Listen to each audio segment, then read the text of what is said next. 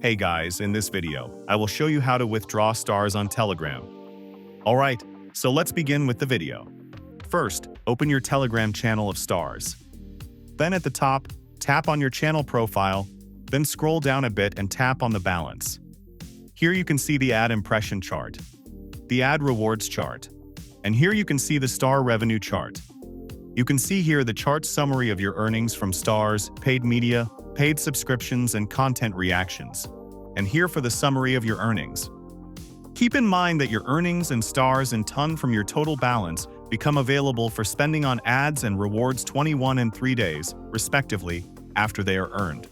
And for your available rewards in time, you can collect your reward using Fragment, a third-party platform used by advertisers to pay for ads.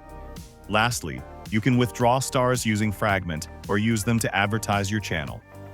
Note that you cannot withdraw fewer than 1,000 stars, so make sure you have at least 1,000 stars in your balance to withdraw.